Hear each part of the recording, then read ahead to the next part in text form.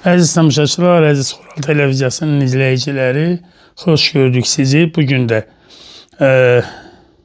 efir eləməli oldum. Çünki Bakıdan xəbərlər var. Xoş da xəbərlər deyil. Əslində 2026-cı il necə xoş xəbərlərlə başlasın ki, zaten başlamadı da. Bakı deyil. Yəni ora həm həbsxanadır, həm təcridxanadır. Mən bu vaxtda bir neçə dəfə danışmışam. Və yeni tikilən bir həbsxanadır. Orada hər şey əslində yeni olmalıdır. Avropa standartlarında olmalıdır. Bakı İstinqlab Təcridxanası da yeni tikilib. Bütün hallara, bütün negativ xüsusiyyətlərinə baxmayaraq Bakı İstinqlab Təcridxanasında normal bir ahəng var. Yəni orada da düzdür, həftədə bir dəfədir qaynar su, hamam suyu. Amma deyirlər 2 dəfə olacaq. Mən onu gündəliklərində yazmışam. O vaxtlara deyəsən danışmışam. O Bakı İstinqlab Təcridxanasını Abid Şərifov tikmişdi. O zaman mən orada bir dava saldım. Daha doğrusu bir hayküy qaldırdım ki, qardaş, bu hamamda yarımçıq biri görürdü, su kəsilirdi. Reis gəldi, reis mavini gəldi. Dedilər ki, valla, yəni bu 2 dənə çən olmalıydı. Çənin biri olmayıb. Birini Abid Şərifov Həzmir abidən keçirib.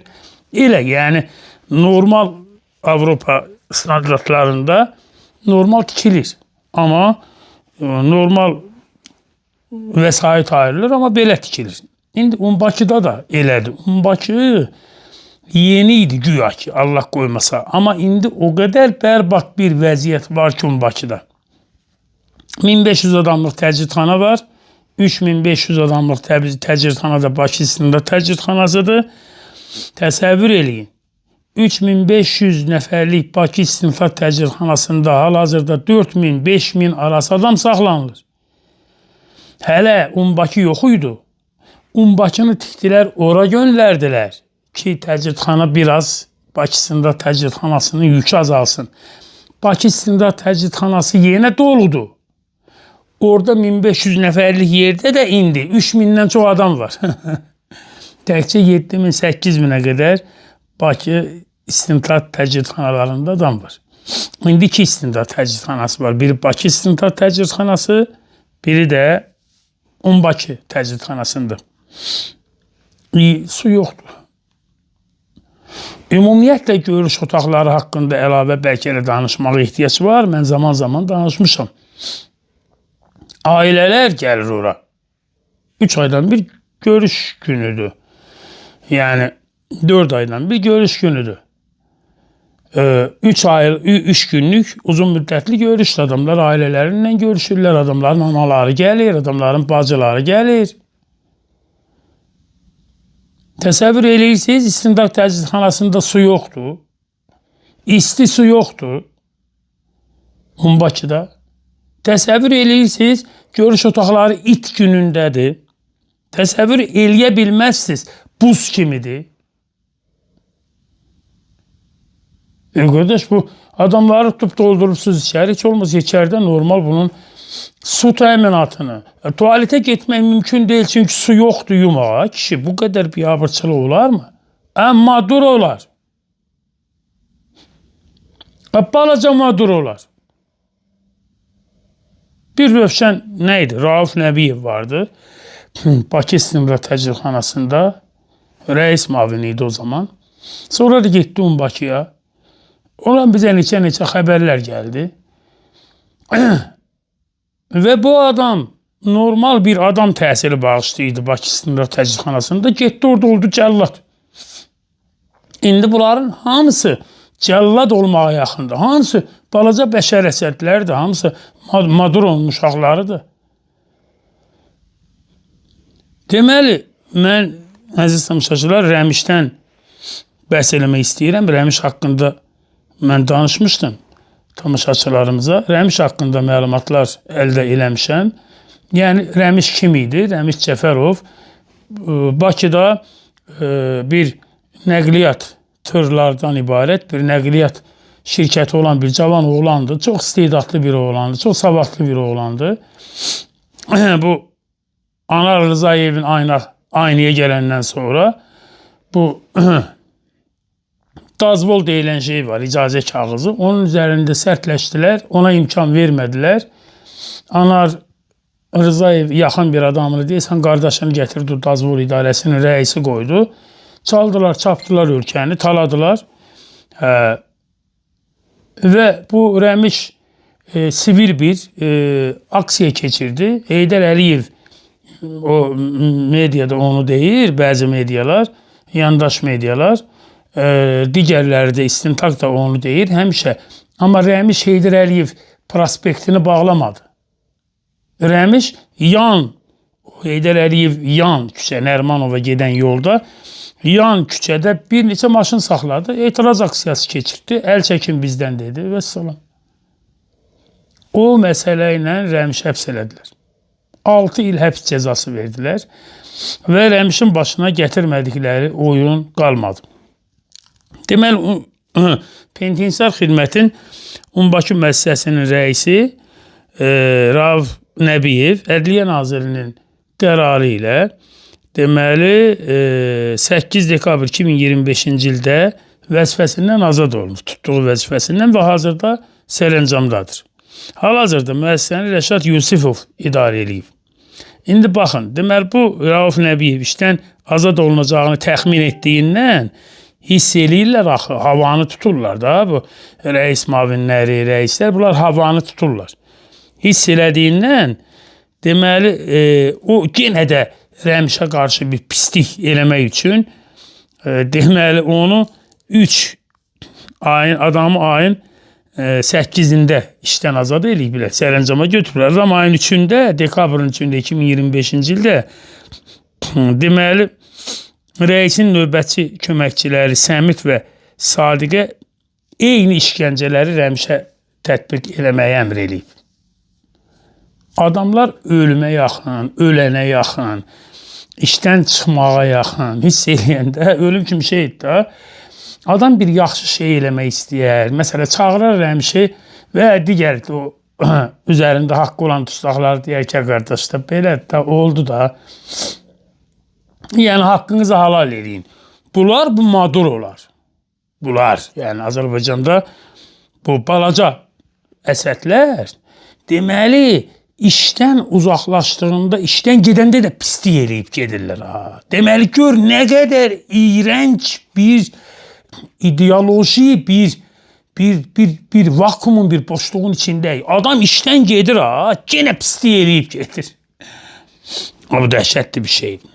Deməli, 10 saylı cəza çəkmə müəssisəsində də eyni işgəncələr olub Rəmişə və təbii ki, buna görə də Rəmiş həm 10 saylı cəza çəkmə müəssisəsindən, həm də Bakı təcridxanasından müraciət eləyir. Kimə müraciət eləyir? Ölkədə kimə müraciət olunmalıdır? Prokurorluğa. Prokurorluq nə eləyir? Deməli, prokurorluq ümumiyyətlə cavab vermir və ümumiyyətlə bu məsələləri uzadır. Şahsuvarov Kamran rəis müavinidir, 10 saylıda. Nemət Cəfərov rejimin inspektorudur. Rəisin növbətçi köməkçisi Ramin Allahverdiyev və Emin Cəfərov. Rəis Emin Cəfərovdur. Üstünlük verilərək təbii ki, bu günə qədər məsuliyyətdən yayındırılırlar. Bu Emin Cəfərov da, əziz tamaşaçılar, mən vaxtda bir neçə dəfə danışmışam. Emin Cəfərov da Fikrət Qafarovun adamıdır. Ümumiyyətlə 10 saylı cəza çəkmə müəssisəsi Fikrət Qafarovundur. Bu Emin Cəfərovun da iki müavini Fikrət Qafarovun qardaşı ya bacısı uşaqları olmalıdır. Belə də hərənin öz arpalığı var da. Hərə bölüb da. Hər müəssisə birinindir. Hər müəssisədən gələn gəlir birinindir. Emin Cəfərov Rəmişə deyib ki, səni mən süründürəcəm. Cavan ziyalı oğlanı orada Kars, ondan sonra şəraiti yaradır, oturdur Varanaka, göndərir Bakıya. Bakıda nə deməkdir? 60 kilometr, 70 kilometr Bakıdan uzaqdır. Getməsi əzab, gəlməsi əzab, suyu əzab, hər şey əzab. Güya yeni müəssisədir. Hər iki müəssisədəki hadisələrlə bağlı ekspertizalar ekspertizaya veriblər. Ekspertiza təyin olunmur. Ya da 2 ay 14 gündən sonraya təyin olunur. 23 oktyabr, 5 noyabr tarixlərində və cinayət işinin başlanması rədd edilir. Məhkum nə eləsin? Məhkum nə iş görsün? Məhkum buna qarşı işgəncə baş vermir. Məhkum işgəncəyə qarşı mübarizə aparmır. Məhkum hara müraciət etməlidir? Prokuraturaya, ekspertizaya. Eləmirlər ha kişi. Necə olacaq yəni bunun axırı? Deyirsiniz bizdə şey yoxdur. İşgəncə yoxdur. Amma içəridə məhkumlar var axı. Onlar ərizə yazır axı. Onlar müraciət edir axı. Və bunun axırı. Və deyirsiniz bizdə işgəncə yoxdur. Rəmiş deyir, kişi, bunlar mənə işgəncə veriblər. Bunlar məni salıblar bir otağa, tualetə getməyimə imkan verməyiblər. Yəni, bütün bu məsələlərin içərisində, əziz tamaşaçılar, baş verən hadisələr bax belədir. Danışmışam mən orada Bakıda bir çox digər dustaqların başına gələnlərdən danışmışam. Ülvi Həsənovun başına gələnlərdən danışmışam. Balaca körpəsindən görüşdürmədilər. O qızlar aclığı elan edədilər Ülviyə görə, Ülvi Həsənliyə görə. Vüsal Süleymanovdan danışmışam. O Vüsal Süleymanovun başına nə oyun açırlar. Adam axırda penitensiar xidmət vorzakon eləyəcək. Bu mən sizə deyirəm. Axırda penitensiar xidmət üstünə. Adam ağıllı adamdır, qabiliyyətli adamdır. Adam əzilənin yanındadır. Adam narkotikaya qarşı mübarizə aparıb. Adam narkotika ilə düşməndir.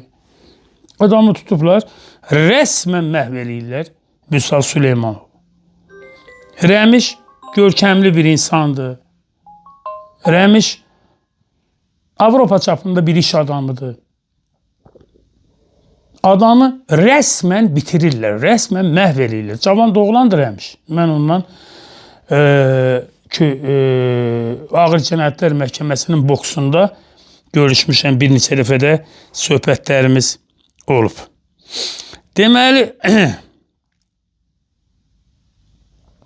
təbii ki, Avropa Komissiyasının, konvensiyanın bütün maddələrinə ziddir bunlar. Həm 18-ci maddəyə ziddir, həm digər maddələrə ziddir. Və çox maraqlıdır ki, deməli, Avropa Şurasının İnsan Hüquq və Azadlıqlar Komissarı von der Leyen bu işlərdən xəbərdar olsa da çox maraqlıdır. Bizim o Avropa Komissiyasının xəbəri var, von der Leyen'in xəbəri var. Canım sənə desin, dünyanın xəbəri var, anlatabildim mi? Trump'ın xəbəri var. Trump indi hamı indi Trump'dan qorxur, bilirsiniz. İndi məsələ Trump birdən Trump deyək ki, buraxın məhbusları, sabah hamısını buraxarlar. Çünki Trump nə desə odur. Məsələ, hamının xəbəri var, amma Rauf Nəbiyevin xəbəri yoxdur. Onun yerinə gələn Rəşiddir, xəbəri yoxdur. Beləmi idarə olunmalıdır? Yəni, sən penitensiar xidmətsən, penitensiar xidmət bu qədər bərbad olmamışdı heç bir zaman. Heç bir zaman penitensiar xidmət bu qədər bərbad olmamışdı. Fərid Əhmədov gəldi, çox şükür, çox sağ olsun. Deyəsən, o da Avropa təhsillidir, çox böyük bir universitetdə təhsil alıb. Mən onun bioqrafiyasını öyrənib bir vaxtda sizə danışaram. O da penitensiar xidməti zay eləmək üçün, məhv eləmək üçün əlindən gələni eləyir, sağ olsun. Ona da bir təşəkkürü buradan bildirək. Deməli, Rəmişin böyük şirkətinin çoxlu tırları var, əziz tamaşaçılar. Tırlar həm xaricdən ölkəyə, həm də ölkədən xaricə hərəkət edə bilmir. Dayandırıblar. Yoxdur, adamın işini dayandırıblar. Tırlar deyil, tır. Böyük tırlar. Deməli, bu ziyanları ödəmək üçün Rəmiş ən müxtəlif üsullardan istifadə edir. Məhkəmələrə müraciət edir. Və nə eləyim? Həbsdəyəm, nə olsun? Məhkəmələrə müraciət edir. Məhkəmələr nə eləyir? Baxmır işə. İşə baxmır. Adamın işi dayanıb, adamın tırları dayanıb. Bu tır da böyük maşınlardır. Bunlar xarab olacaq da dayanıb. Bunun deformasiyası var, bunun təkəri var. Mənim maşınımı, avtomobilimi baş prokuror birbaşa Kamran Əliyevin qərarıyla baş prokurorluğun zirzəmisində saxladılar 136 gün. Təxminən 140 gün. Mənim maşınım hələ o deformasiyadan mən maşını qutara bilmirəm. Bir təkərləri getdi, nə bilim, onun təkərlərindən sonra kapot açdıq, içi yoxdur, nə bilim, üzü yoxdur. Çünki o hamısı kauçukdandır, quruyur, nə bilim, nədir. Maşın işləməlidir axı. O da insan kimi şeydir. İndi bunun tırları gör nə olur da. Orada da hamısını həbs ediblər, işləmir. Ayrıca da cərimənin üstündən gəlir. Deməli, təzminat ala bilmir. Bu adamın özəl mülkiyyətidir da. Biz indi Rusiya ilə bir hadisə baş verib, Azal məsələsi. Biz görürsünüz, təzminat istəyirik vətəndaşımız üçün. Çünki niyə? Dövlət təyyarəsi üçün təzminat istəyir. Eyni qaydada da özəl mülkiyyət var. İndi güya icranın da rolunu artırırlar ki, cəmaatdan pulu sökün alın. O gün dedim, bir cavan uşaq 100 manata görə pandemiya dövründə 100 manat cərməliyiblər. İndi icra sənət göndərib ki, olmasa gəlib evi bütün siyahıya alacaq. 100 manata görə gələcəklə bütün evi siyahıya alacaqlar. Onun da hamısını 100 manata əvəz edib doldurub bagaja aparacaqlar. Belə bir şey olar mı? Yəni belə bir biabırçılıq olar mı ölkədə? İndi bu adamın tırları var, şirkətim var mənim. Sən məni həbs edibsən, yalan doğru tutubsan, mənim işim davam eləməlidir. Davam eləmir. Tırlar da həbs olunur. Yaxşı, bu adamın ziyanı var, zərəri var.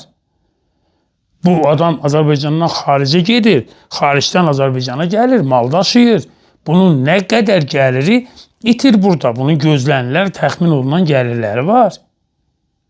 Və sən bir insanı məhv edirsən, insanların hamısını məhv eləmək olmaz axı. İnsanı bütünlüklə məhv eləmək, ailəliklə məhv eləmək olmaz axı. Bunun atası var, bunun ailəsi var, Rəmşin cavan uşaqları var, balaca uşaqları var. Və belə şey olmaz. Dövlət bunun hamısını fikirləşməlidir axı. 4 ildir. 4 ildir. 4 ildir dövlət şirkətə borcunu ödəmir. Adamı da dələduzluq adından saxlayıb, üstə gəldə 43 min, elə mi? 43 min 5 manat cəriməsi var. Qrup Azərbaycan Məhdud Məsuliyyətli Cəmiyyəti Rəmiş Cəfərov. Deməli, sən həbs edirsən, işgəncə verirsən. İşgəncəni məhkum ərizə ilə sənədləşdirir. Müraciət edir, baxmırsan. Prezidentə müraciət edir. İstintaq təcridxanalarından, həbsxanalardan mümkün deyil, qoymurlar sənəd çıxar. Qanunda deyir ki, ombudsmana birbaşa müraciət eləmək olar. Mümkün deyil. Ombudsmana göndərilən məktubu cəzaçəkmə müəssisəsi və istintaq təcridxanalarının rəisləri ümumiyyətlə baxmamalıdırlar. Birbaşa getməlidir. Mümkün deyil. Göndərmirlər. Yaxşı. Prokuraturaya müraciət edirlər. Baxmır. Ekspertizaya müraciət edirlər. Baxmır. Məhkəməyə müraciət edir. Baxmır. Nə eləsin? Özdə tutubsan, salıbsan, əl qolu bağlı içəridə.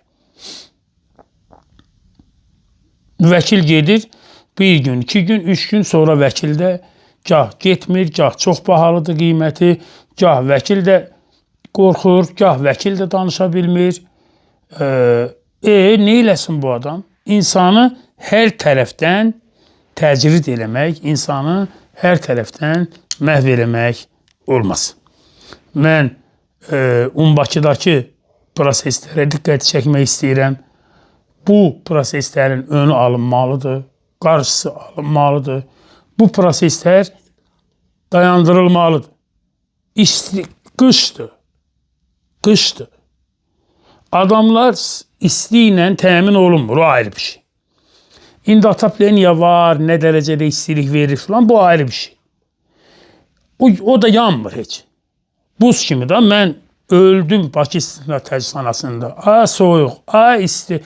Çıxırdım, bar bağırırdım. Bakı İstintaq Təcridxanasında çox adam mənim səsimi eşidib. Ay Yezidin balaları deyirdim. Ay Əbu Süfyanın törəmələri deyirdim. Ay Muaviyyənin uşaqları deyirdim. Ay isti verin də, vermirdilər. Qıvrıla qıvrıla, qıvrıla qıvrıla geldik bu hala. Yoxdur istilik. Verilmir. Yaxşı. Bu adam nə yesin? Nə içsin? Plitka mı? Plitka otaqlara verilməlidir da. Plitka 300 manatdan 500 manata. Damara baxıb qan alırlar. Biraz da hələ yaxşı klientləri düşəndə 500 manatdan da yuxarı, 700 manata, 1000 manata. O baxır artıq Bakının bazarına. Var səhər bazarı, var günorta bazarı, var axşam bazarı. O nətər ki, bazarda axşam bazarı gedirlər, kasıblar ki, biraz ucuz alsınlar. İndi burada da bu plitkanı da satırlar. Bəzi tustaqlara onu satmırlar da. Bəzi tustaqlara satmır. Yaxşı, bu adam nə yesin? Necə yesin? Soyuqda necə yesin? İsti olur, yayda istidə bunu soyuq yerdə saxlamalıdır. İstidə gəlir, bir günə, 2 günə o istinin altında xarab olur. Düzdürmü? İndi tutaq ki, qışdır. Bunu bir təli qışın yaxşı bir şey olur ki, yeməyə icazə saxlaya bilirsən da. Lap belə praqulkada da saxlamaq olar da. Amma bunu isidib yeməlisən axı. Buzlu yeyə bilməzsən axı. Bu imkanı yaratmırsınız. Qanunla deyirsiniz, plitka qadağandır. Yaxşı, plitka qadağandır. Onda mən nə yiyeyim? Köpə olun adam. Mən necə yiyeyim? Mən necə qızdırım bu yeməyi? Mən evdə yemək gəlir. Yemək də vermirsən özün. Özünün verdiyin yemək də adam yeməyi deyil. O zaman mən nə eləyim?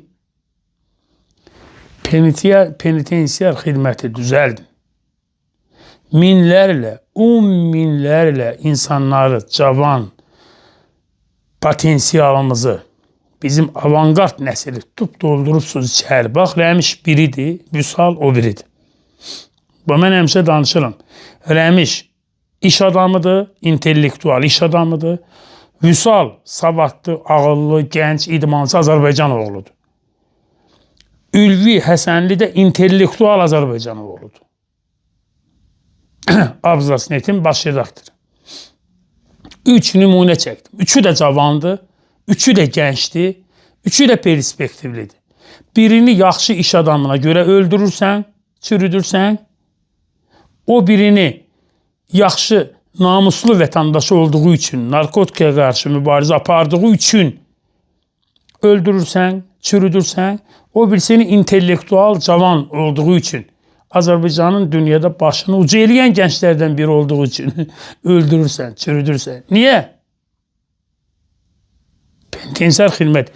Heç olmasa insanların həbsxanada şəraitini düzgün qiymətləndirin. Onların yanına insanlar gəlir, ailələr gəlir, anaları gəlir, yoldaşları gəlir. Özünüzü empati qurun, onun yerinə qoyun. Görün, sənin anan o yerə gəlsə, sənin yoldaşın o yerə gəlsə, sənin qızların o yerə gəlsə, nə his keçirərsən sən? Sən istəyərsənmi sənin yoldaşın, sənin anan gəldiyi yerdə su olmasın, istilik olmasın? Siz insanlara güvən verməlisiniz. Adamın yoldaşı, anası adamın yanına gedəndə gəlməlidir və deməlidir ki, şimdi oğlum həbsdədir, amma şükür şəraitin normaldır. Ana gedir oğlunun yanına gəlir, 3 gün orada keçirdir, 3 ayda burada ağlayır. Ki mən hələ gördüm bunu, mənim ciyar param orada nə eləyir? Və mənim yoldaşım və uşaqlar gəlir, atasını orada elə vəziyyətdə görür. Və uşaq gedir, onun içində nə qədər böyük travma var. Mənim uşaqlarımın travmaları hələ keçməyib, heç keçməyəcəkdir. Selcanın və Banunun travması hələ keçməyib, heç keçməyəcəkdir. Mən o travmaları sağaltmaq istəyirəm ki, olmaz. Dövlətə, millətə, vətənə qarşı incimək olmaz. Sən dövlətə, vətənə, millətə qarşı o üsyanı, o narahatlığı yaradırsan. Niyə? Niyə balaca və yekə Madurolar? Niyə? Düzəldin. Penitensiyar xidməti düzəldin. Rəmişə, Vüsala, Ülviyə, bütün siyasi məhbuslara, bütün vicdan məhbuslarına və bütün günahsız həbs olunan məhbuslara azadlıq arzusuyla Ankara'dan Əvəz Zeynallı.